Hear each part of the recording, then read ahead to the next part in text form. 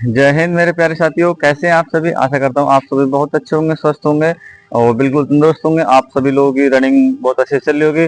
और जैसा कि आपने पता है कि आंसर की आपकी सभी आ चुकी है, उनसे आपत्ति भी डल चुकी है और आपत्ति के बाद भर्ती बोर्ड ने आज से प्रोसेस शुरू भी हो गया आपत्तियों पर काम करना। तो बहुत जल्दी आपकी रिवाइज आंसर के आने के बाद रिजल्ट भी एकदम तैयार है। तो अक्टूबर या नवंबर तक आपकी रनिंग वगैरह शुरू हो जाएगी।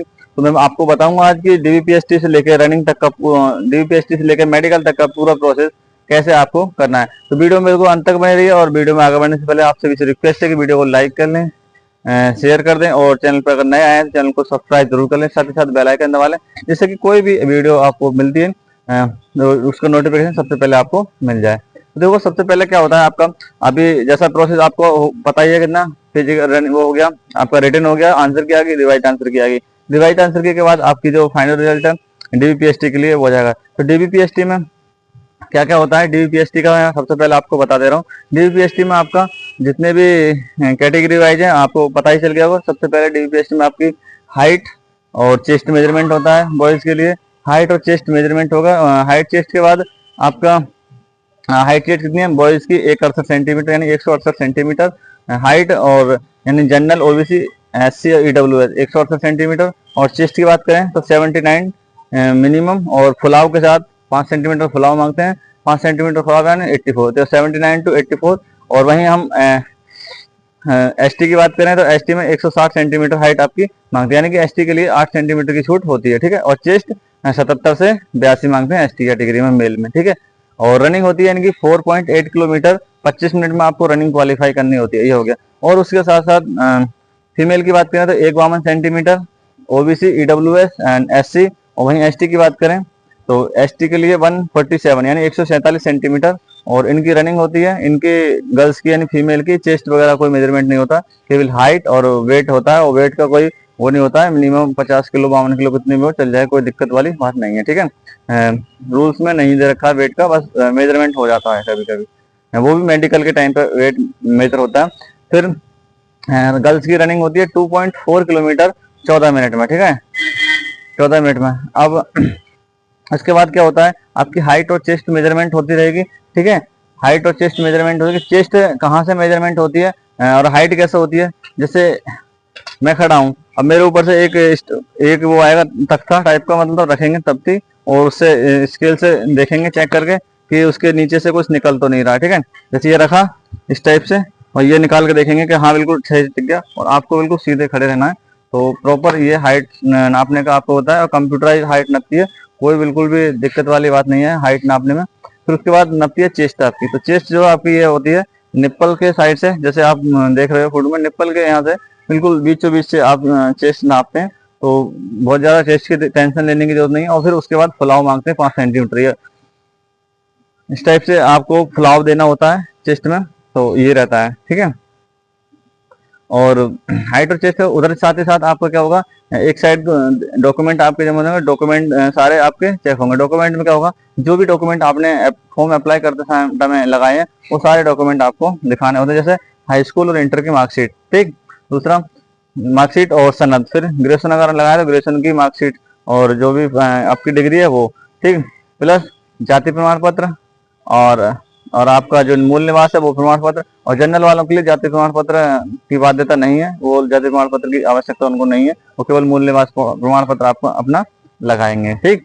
उसके बाद क्या होता है, ये हो गया करेक्टर सर्टिफिकेट, मेडिकल के टाइम पे मांगते हैं। इस टाइम जो डीबीपीएसटी होता है उसमें करेक्टर सर्टिफिकेट की आवश्यकता नहीं रहती है, और सबकी सारे सेटों की मतलब सारे डॉक्यूमेंट की, और आधार कार्ड आपका और पैन कार्ड वगैरह की आवश्यकता नहीं होती। फोटो आपके 6 से 7 फोटो अपना ले जाने होते हैं, ठीक है। ये सारी चीजें आपकी लगेंगी डीबीपीएसटी के टाइम। और सभी के 2 सेट आपको बनाने होते हैं, ठीक है, 2 सेट आपको ले जाने होते हैं। बस इतने से डॉक्यूमेंट लगते हैं, बहुत ज्यादा कोई डॉक्यूमेंट नहीं लगता। फिर आती है बात आपका मेडिकल का, ठीक है। डीपीएसटी होगी, डीपीएसटी के बाद आपकी कॉल आएगी किसके लिए, रनिंग के लिए। तो रनिंग आपकी पता ही है कितनी है, 4.8 किलोमीटर 25 मिनट में आपको मारनी। और वो हो सकता है डीपीएसटी के 2 दिन बाद भी बुला लें, जैसा लास्ट टाइम अभी तक हुआ है। और बहुत ज्यादा कट ऑफ की टेंशन ना लें आप लोग, वीडियो सभी देखते होगा, आपको सबको पता होगा कि आप कौन कट ऑफ में आ रहे हैं या कौन नहीं आ रहे हैं। और अपनी रनिंग की वगैरह तैयारी करते रहें। रनिंग का यही प्रोसेस है भाई, स्टार्टिंग में हल्के हल्के रनिंग करिए अच्छे से, कोई स्ट्रेस फ्री होके, और रनिंग करने से पहले एक्सरसाइज थोड़ी सी कर सकते हैं आप, 2-4 एक्सरसाइज आती हैं। और उसके बाद रनिंग के बाद भी आप एक्सरसाइज करिए जिससे कि आपकी बॉडी पेन ना करे, ठीक है। रनिंग के बाद आपका प्रोसेस रहता है। और अगर देखो दर्द वगैरह होता है आपके, जैसे कोख वगैरह में दर्द होता है रनिंग करते हैं, तो ये मुट्ठी, ये अंगूठा है, ये अंगूठा को ऐसे दबाइए, ऐसे ये दबा के, ये दबा के ये ऐसे दौड़िए, तो आपका जो पेट में कोख में जो दर्द होता है वो कंट्रोल हो जाता है, ठीक है। तो ये रहता है। बाकी जूस वगैरह का ज़्यादा सेवन करिए, इलेक्ट्रोल पीजिए रनिंग के बाद, तो पेन वगैरह नहीं होगा। 2-4 दिन होता है, उसको सहन तो करना ही पड़ेगा, ठीक है। ये होता है। फिर रनिंग के बाद का प्रोसेस रहता है, फिर लगती है आपकी मेडिकल के लिए कट ऑफ फाइनल, ठीक है। फाइनल कट ऑफ मेडिकल के लिए होती है और वही फाइनल रिजल्ट भी होता है, ठीक है। जो मेडिकल की कट ऑफ होती है वही फाइनल रिजल्ट होता है, क्योंकि ये मेडिकल में कोई गुना नहीं बुलाते, जितने गुना वैकेंसी है उतने ही लोगों को लिए बुलाते हैं मेडिकल में। तो आप लोग मेडिकल में बहुत ज़्यादा फेल नहीं होते हैं, पुलिस के मेडिकल में वो सही रहता है, सेफ रहता है। क्या क्या चीज़ें चेक होती हैं वो सब चीज़ों के बारे में बताएंगे। तो भाई देखो, अब बात आती है किसकी, मेडिकल की। तो आपका मेडिकल में क्या चेक होगा, तो मेडिकल में आपका सबसे पहले आपका जो डॉक्यूमेंटेशन है वो होता है, यानी डॉक्यूमेंट वहाँ भी आपको ओरिजिनल ले जाने पड़ते हैं। एक फॉर्म फिल कराया जाएगा, उसमें सारी डिटेल आपकी मेडिकल के टाइम पे भरवाई जाएंगे। और उसमें उसी टाइम पे आपका जो आपके ऊपर कोई केस है या कुछ है उसके बारे में जानकारी आपको देनी पड़ेगी उस फॉर्म में, कि आपके ऊपर कोई केस तो नहीं है। और सारी क्वालिफिकेशन आपकी, कौन आपका माता पिता का नाम, सारी चीजें आपको और फोटो वगैरह, कई सारे फॉर्म, मतलब 4-5 फॉर्म आपके फिल कराए जाते हैं। उनमें सारी डिटेल लगभग भरी जाती है, एग्जैक्ट नहीं, मतलब जो टोटल डिटेल होते हैं वो लगभग लगभग सारी डिटेलें आपकी फिल करनी होती हैं, ठीक है। और मतलब छोटी से लेकर बड़ी सारी जानकारी आपको देनी होती है अपने बारे में, आपने कहाँ से क्या करा, अगर ग्रेजुएशन में कोई गैप वगैरह है तो उसके बारे में आपको जानकारी देनी होगी। सारी चीजें, मतलब छोटी छोटी जानकारी आपको उस फॉर्म में देनी होगी। उसके बाद आपको आती है कॉल और बुक बुलाते हैं। देखो क्या क्या चेक होते हैं, सबसे पहले कान, आंख, और जी आपके हाथ वगैरह और बॉडी का पूरा चेकअप होता है। मतलब चेकअप मतलब देखा जाता है कि हाँ हाथ वगैरह टूटे हुए तो नहीं है, आपके लेग्स वगैरह ठीक है, नौकनी, फ्लैट फुट, ये और कलर ब्लाइंडनेस, ये सारी चीजें मेन देखी जाती है। सबसे पहले हम बुलाएंगे आपको, तो दोबारा से हाइट और चेस्ट का मेजरमेंट होगा। तो वो चीज जो डीबीपीएसटी के टाइम लिखी गई थी और वो, उसमें कोई अंतर है या नहीं, उस टाइम भी आपका हाइट और चेस्ट मेजरमेंट होगा, ठीक, पहली बात। दूसरी बात, फिर आपको बुला लेंगे एक टेबल पर, एक टेबल लगी होगी डॉक्टर साहब की, वो बैठे होंगे, वो आपको पता भी नहीं चलेगा और वो आपके कान चेक कर लेंगे। 2 प्रकार से कान की टेस्टिंग होती है। एक तो होता है, एक वाइब्रेटर टाइप का होता है, उसे हल्का सा उसमें टेबल में क्लिक करते हैं और आपके कान के पास में ले जाते हैं, फिर आपसे पूछते हैं कैसी आवाज आ रही है। कभी कभी वो आपको धोखा देने के लिए हल्का ऐसे करा और वो वाइब्रेट नहीं भी करता है, तो आपसे पूछते हैं क्या वाइब्रेशन की आवाज आ रही है। तो भाई अगर आपके कान अगर सही है तो आपको आवाज आएगी, यानी और नहीं है तो नहीं आएगी, सीधी सीधी बात है। तो कभी कभी मार के पूछ लेते, वो कभी कभी बिना मारे, तो अगर आपने कहा हाँ आ रही है और उन्होंने जबकि टच नहीं किया है, तो इसका मतलब वो समझ जाएंगे कि आप झूठ बोल रहे हैं, ठीक है। उसके बाद होता है, और दूसरा होता है कि वो आपसे नाम वगैरह पूछेंगे, ऐसे साइन वगैरह कराना होता है उन्हें, एक साइन कराते हैं तो नाम पूछ लेते हैं, जैसे कहाँ से आए हो, तो उससे भी आपका पता चल जाता है कि आपको आवाज प्रॉपर आ रही है नहीं आ रही है, क्योंकि वो अपना हल्के से बोलेंगे, धीरे से आपका नाम पूछेंगे, कहाँ से आए हो, आपके पिताजी का क्या नाम है, मतलब आपका इंट्रो टाइप का पूछ लेंगे, तो उससे ही वो एनालिसिस कर लेते हैं कि आपका कान की टेस्टिंग हो जाती है, ठीक है। ये होता है कान। तो देखो ये आपके कानों की टेस्टिंग हो चुकी है। अब आपका नंबर आता है आंखों की टेस्टिंग कैसे होती है, ठीक है। आंख कैसे टेस्ट करेंगे डॉक्टर साहब, तो वही क्या करना होता है, अब आपका नंबर सेकंड टेबल पे रहेगा, 2-3 टेबल पड़ी होती है। देखो सबसे पहले हाइट टेस्ट करती है, फिर आपके कानों की टेस्टिंग हो जाती है, वहीं एक साइन कराते हैं वो, और उसी में आपकी टेस्टिंग भी कर लेते हैं, आपको पता भी नहीं चलने देता, ठीक है। उसके बाद आते हैं आंखों के लिए। आंख 2 टाइप से चेक होती है, पास की भी देखी जाती है और दूर की भी देखी जाती है। पास की जो है आपकी जो आंख होता है, उसमें क्या होता है, 25 सेंटीमीटर की दूरी, आपके 25 सेंटीमीटर की दूरी से एक बुक पढ़ाते हैं, और वो क्या होने चाहिए, सही होनी चाहिए आपकी, ठीक है। और दूसरी क्या देखते हैं, दूर की 6/6 होनी चाहिए और 6/9 होनी चाहिए, यानी या तो 6/6 हो दोनों आंखें, या एक 6/6 और एक 6/9 तक आपकी चल जाती है, कोई दिक्कत। 6/9 से ऊपर होंगी तो आप मेडिकल में अनफिट माने जाएंगे, ठीक है। तो कैसे आपको इम्प्रूव करनी है, ये सारी चीजें भी देखो बताऊंगा, तो वीडियो बिल्कुल अंत तक बने रहें। और वीडियो अगर अच्छी लग रही हो तो वीडियो को लाइक वाइक कर लो, और चैनल को सब्सक्राइब कर लो, वीडियो को ज्यादा से ज्यादा शेयर कर दो, जिससे सभी भाइयों के लिए मेडिकल में कोई असुविधा ना हो, ठीक है।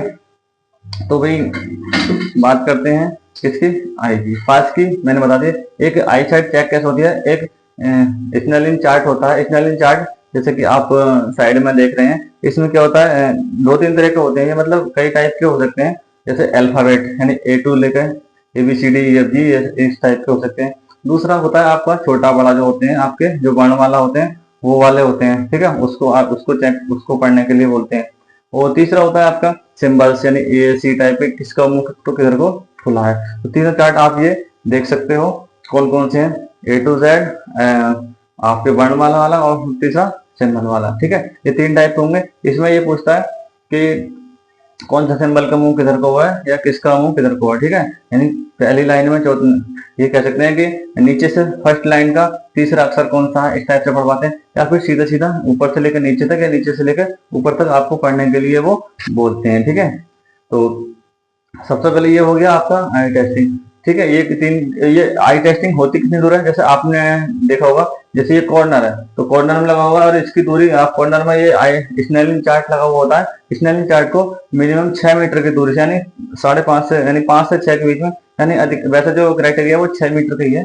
6 मीटर की दूरी से आपको ये चार्ट पढ़वाते हैं। और सामने सबसे पहला चार्ट पढ़ने का तरीका होता है कि जो पैटर्न होता है वो होता है कि आपकी जो बाय डिफॉल्ट होता है राइट हैंड साइड से आपका जो चेक करते हैं, ठीक है, किधर से, राइट हैंड साइड से ही चेक किया जाता है। यानी कि आपकी जो लेफ्ट हैंड की वो है आई, उसको इस टाइप से बंद करवाएंगे, आपके अपने हाथ से ही ये बंद कराएंगे। फिर कहेंगे ये सबसे ऊपर की लाइन में कौन सा अक्षर है, तो आप बता दोगे। उसके नीचे से तीसरी लाइन का तीसरा अक्षर कौन सा है, तो वो आप बता दोगे। उसके बाद के नीचे से दूसरी लाइन का 5वां अक्षर कौन सा है। एक तो ये तरीका होगा। दूसरा हो गया कि सबसे ऊपर कौन सा, दूसरी लाइन का कौन सा, तीसरी लाइन, चौथी, 5वीं, 6ठी, सारी लाइनों का आपसे पढ़वाएंगे, ठीक है। फिर यही प्रोसेस दिख रहेगा। फिर आपके दाहिने आंख बंद करवाएंगे और फिर आपसे पढ़वाएंगे। तो कभी भी इस टाइम पे एक चीज का ध्यान रखना, अपनी आंख को बहुत ज्यादा टाइट करके बंद नहीं करना है, क्योंकि अगर टाइट करके बंद कर लोगे तो तुरंत दोबारा दूसरी आंख से पढ़वाते हैं, तो आपको फिर उस टाइम देखने में दिक्कत हो सकती है, ठीक है। अगर सही आंख भी है तब भी आपको दिक्कत हो सकती है। ये सबसे इम्पोर्टेंट ये है कि अगर आप हाथ बंद करो तो बहुत हल्के से हाथ बंद रखना है, ठीक है, और एक आंख से मतलब और देखना है प्रॉपर। तो अगर आपने पहली लाइन पढ़ ली, यानी नीचे से पहली लाइन पढ़ दी, तो इसका मतलब है आपकी 6/6 आई साइड है। अगर नीचे से आपकी दूसरी लाइन आपने पढ़ ली, नीचे से दूसरी लाइन आपने प्रॉपर पढ़ी, इसका मतलब है, और पहली लाइन नहीं पढ़ी गई, इसका मतलब है आपकी 6/9 है। यानी कि इनमें से दोनों लाइन आपने सही से पढ़ ली तो 6/6 और 6/9 आपकी प्रॉपर आई साइड है। और दोनों आंखों से आपने नीचे वाली लाइन पढ़ ली प्रॉपर, ठीक है, सबसे लास्ट वाली लाइन पढ़ ली, तो आपकी 6/6 आई साइड है, ठीक है। तो फिर आपको कोई टेंशन लेने की बात नहीं है। यानी कि सबसे लास्ट की लाइन है, जो सबसे लास्ट की लाइन है उसका मतलब होता है कि 6/6, और लास्ट से एक ऊपर वाली लाइन होती है, यानी सेकंड लास्ट जो लाइन है उसका मतलब होता है 6/9, ठीक है। और उससे ऊपर अगर चलते हैं हम तो उसका मतलब होता है 6/12, यानी 6/12, यानी नीचे से तीसरी लाइन, उसका मतलब है आपकी 6/12। और उससे ऊपर जाते हैं चौथी लाइन नीचे से, तो उसका मतलब है 6/18। और उससे ऊपर जाते हैं तो उसका मतलब है 6/24, ठीक है। और उससे ऊपर एक और लाइन हो जाता है तो उसका मतलब होता है 6/13। और सबसे ऊपर वाली जो लाइन होती है, सबसे बड़ा अक्षर होता है, उसका मतलब है 6/16, यानी 6/60। तो ये आई साइड का एक फॉर्मूला रहता है। अगर आपने सारी लाइनें पढ़ दी तो आप बिल्कुल, आपने नीचे वाली सबसे लाइन पढ़ दी तो आप बिल्कुल परफेक्ट हो, कोई मतलब मेडिकल आई साइड में आपकी प्रॉब्लम नहीं है। और नीचे वाली लाइन नहीं पढ़ेगी, अगर सेकंड लास्ट लाइन पढ़िए तो आपकी 6/9 है। और दोनों आंखों से अगर सेकंड वाली लाइन पढ़िए तो आपकी 6/9 आई साइड है। तो आप भी तब भी आप कंप्लीट मतलब फिट हो मेडिकल में, इंग्लिश के पढ़ते हो, ठीक है।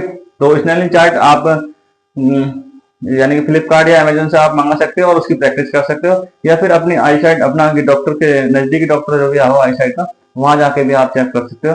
प्रोसेस यही रखा जाता है, उसमें अपने हाथ से ही आंख एक बंद करनी होती है। और बाय डिफॉल्ट सबसे पहले लेफ्ट हैंड से ही आंख, मतलब बाई आंख बंद करनी होती है, दाहिनी आंख से देखा जाता है, दाहिनी आंख चेक होती है, ठीक है। ये हो गया। अब फिर उसके बाद तुरंत बाद आपकी पास की नजर देखे जाएगा, तो वो आपसे एक बुक पढ़ने को देंगे, इंग्लिश की या हिंदी की जो भी है, तो आपको वो 25 सेंटीमीटर की दूरी से, यानी मिनिमम दूरी होती है 25 सेंटीमीटर की दूरी से आपको पढ़ाया जाता है, ठीक है। ये हो गया। उसके बाद आपकी चेक होता है कलर ब्लाइंडनेस, ठीक है। तीसरे नंबर पर चेक होता है क्या, कलर ब्लाइंडनेस। कलर ब्लाइंडनेस यानी वर्णांतर होती है, यानी कलरों में विविधता चेक करना। तो आपके पास कलर्स में डॉट डॉट डॉट डॉट में एक बुक होती है उनके पास, बुक को पढ़वाते रहेंगे कि ये क्या लिखा है। तो आपको अगर आपके पास जो आपकी जो बीमारी है, मतलब कलर ब्लाइंडनेस नहीं है आपको, तो आप प्रॉपर इजीली पढ़ लोगे, कोई दिक्कत नहीं है। तो ये देख सकते हो आप, जो मैंने ये सिंबल लगाया इस टाइप से आपके वो बुक में पूरा होता है, एक एक अक्षर होता है। और आपको ये 52, 46, 37 ये चीज पलट पलट हम 10-15 आपसे पूछते हैं, ठीक है। अगर आपने प्रॉपर बता दिए तो आप फिट हो, अदरवाइज आपको अनफिट कर दिया जाएगा। और कलर ब्लाइंडनेस एक ऐसा है कि इसकी कोई ट्रीटमेंट भी नहीं है। आप अगर इसमें ये कर सकते हैं कि प्रैक्टिस, आप बुक कोई लाके अगर मिल जाती है, मार्केट में मिल जाती है, तो इसकी कलर ब्लाइंडनेस वाला वो लाके आप प्रैक्टिस कर सकते हो, बहुत ज्यादा प्रैक्टिस कर सकते हो और अच्छे से चेक कर सकते हो। कलर ब्लाइंड में क्या है, हरे और लाल में डिफरेंस नहीं पता चलता, और इन्हीं डॉटेड डॉटेड में वो लिखा हुआ था, इसलिए वो अक्सर सही से नहीं पहचान पाते हैं, जिसको ये प्रॉब्लम होती है। ठीक है, तो भाई आप लोग अगर इसको दूर करना चाहते हो तो आप डॉट डॉट प्रैक्टिस कर सकते हो ज्यादा से ज्यादा। और आई साइड के लिए क्या करना है आपको, अगर आई साइड की छोटी मोटी प्रॉब्लम है आपको, तो सबसे पहले भाई मोबाइल वगैरह से दूर रहो, बहुत कम मोबाइल का यूज करो जब तक मेडिकल नहीं हो जाता है। दूसरा, नाइट में कोई आई ड्रॉप वगैरह डॉक्टर से ले लो, आई ड्रॉप वगैरह का यूज करो, और छोटी मोटी प्रॉब्लम वो जरूर सही हो जाएगी आपकी, सही रहेगा। ठीक है। तीसरा, मोबाइल का यूज कर भी रहे हैं, पढ़ाई वढ़ाई करते समय कर रहे हो, तो आप एक चश्मा बनवा लो, चश्मे का यूज करें, तो ये चीज। तीसरा ये है कि एक जब आपका मेडिकल हो, ये चीज बहुत ज्यादा बताने वाली है, मेडिकल हो तो आप पता कर लें वहां पे कि कौन कौन से आपके स्नेलिंग चार्ट लगे हुए, यानी हिंदी वाला है, इंग्लिश वाला है या सिंबल वाला है, तो कोई सा भी हो, तो तीनों की लगभग आप इतने अच्छे से प्रैक्टिस करके जाओ, इतने अच्छे से रट लो उसको कि डॉक्टर कोई सा लाइन पूछेगा, चौथी ऊपर से चौथी लाइन का चौथा अक्षर कौन सा है, तो आप एकदम बता दो कि इधर ये वाला है, या इसका मुंह किधर को खिला हुआ है। ठीक है, तो एकदम से आप बता दो, ये सबसे बेस्ट तरीका है। अगर आपको आई साइड में थोड़ी प्रॉब्लम है तो आप छोटी मोटी प्रॉब्लम को इस टाइप से रिमूव कर सकते हैं, यानी आप उस चार्ट की इतनी प्रैक्टिस कर लो कि डॉक्टर भी कंफ्यूज हो जाएगा, हाँ इसको तो सारा याद है। ठीक है, तो आप बिल्कुल पास हो सकते हो, उससे कोई दिक्कत नहीं होगी आपको। ठीक, ये है कलर ब्लाइंडनेस का, आपको सॉरी आई साइड को सही करने का एक शॉर्ट तरीका। और बाकी आप लेजर वगैरह का यूज भी करवा सकते हैं, लेकिन बहुत ज्यादा इफेक्टिव नहीं रहता। तो जिसका भाई छोटी मोटी प्रॉब्लम है तो ये चीज इस टाइप से, और प्रैक्टिस जरूर करके जाना चार्ट की। आप लोग प्रैक्टिस चार्ट की प्रैक्टिस करके जाओगे तो आपको वहां पे इजी हो जाएगा। और हमेशा एक आंख बंद करके ही प्रैक्टिस करना। और वैसे तो पहले एक बार ऐसी मतलब जो देखना है, चेकअप वगैरह अपना करना है, अगर सही है चेकअप करा लो, अगर कोई दिक्कत है तो उसकी चार्ट की इतनी प्रैक्टिस करना मेडिकल के टाइम पर, तो वो तीनों चार्ट आपको रट जाए जो आपके मेडिकल सेंटर पे वो चल रहे हो। ठीक है, तो फिर आपको पॉसिबिलिटी रहेगी कि आप उसमें हो जाए। ठीक है, अब आता है इसके बाद आता है नौकनी और फ्लैट फुट चेक होता है, और प्राइवेट पार्ट भी चेक होता है या नहीं होता है, सारी चीजों के बारे में मतलब सारी चीजों के बारे में डिस्कस करेंगे, यानी प्राइवेट पार्ट चेक होता है। तो वीडियो में बिल्कुल अंत तक बने रहें, और वीडियो अच्छी लग रही हो तो वीडियो को लाइक और शेयर जरूर कर दें, चैनल को सब्सक्राइब कर लें, साथ ही साथ बेल आइकन दबा लें।